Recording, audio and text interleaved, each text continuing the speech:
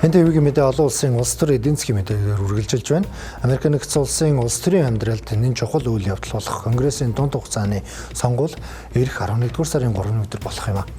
За энэ удаагийн сонгуулиар төлөөлөгчдийн танхимын нийт 435 суудал болон Сенатын танхимын 3/1 нь шинжлэгдэнэ. За энэхүү экзэгтэй цаг үед тус улсын ерөнхийлөгч Дональд Трампын нэр хүнд төвхөн доод түвшиндээ хүрч унсныг Reuters болон Ipsos байгууллагын судалгаа харуулж байгаа юм. Санал асуулгын дүнгээр ерөнхийлөгч Трампын үйл ажиллагааг дэмжигчдийн хувь ердөө 33% гарсан бол 65% нь түүний бодлогыг буруушаажээ. Уг үзүүлэлт огцом унахад өнгөрөх 2 дугаар сарын сүүлээр эхэлсэн Ираны дайн шууд нөлөөлж байна.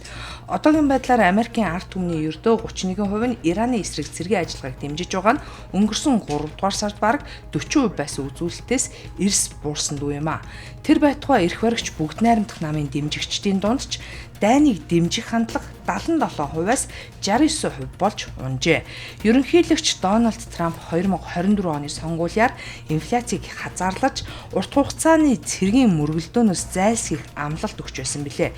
Гэвч Ирантай хийж байгаа дайн 6 сар үргэлжилж Тегераны зүгээс бүс нутгийн газрын төсний экспортыг гацаах арга хэмжээ авсан. Үүний улмаас Америк нэгдсэн улсад шатхууны үн 30% нэмэгдэж түүхэн дээд хэмжээнд хүрээд байна. Трамп Ираны цөмийн зэвсэг бүтээх хөтөлбөрийг зогсоохын тулд энэ дайн зайлшгүй шаардлагатай хэмээн мэдгцээр байгаа ч эдийн засгийн дарамт иргэдийг бухимдуулсаар байгаамаа. Америкчуудын 83% нь энэхүү дайныг цаашидч урт хугацаанд үргэлжлэнэ гэж санал асуулгад хариулсан. Хэдийгээр сүүлийн саруудад дайны фронтод томоохон хэмжээний цэргийн мөргөлдөөн харьцангуй намжсан ч дайныг дипломат аргаар шийдвэрлэхэд ямар ч ахиц гарахгүй байна. Америк нэгдсэн улсын сангийн сайд Скотт Бессент Ирантай худалдаа хийж буй улс орнуудад хориг тавих арга хэмжээгээ өргөжүүлэх талаар зарласан ч шууд торгуул ноогдуулахаас зайлсхийсэн нь энэхүү мөргөлдөөн цагаан ортны хувьд ямар хүндрэлтэй асуудал болж хувирсныг харуулж байна. Энэ бүх хүчин зүйлс нь удахгүй болох дунд хугацааны сонгуульд Конгресс дэх олонхын суудлаа хадгалж үлдэхээр тэмцэж буй бүгд найрамдах намынханд маш хүнд сорилт болж байна.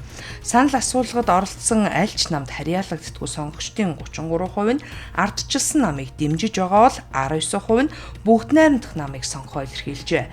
Шатхууны үнийн өсөлт болон дайны сунжирал нь Трампын засаг захиргааны цаашдын оршин тогтнох баталгааг сулруулж байна.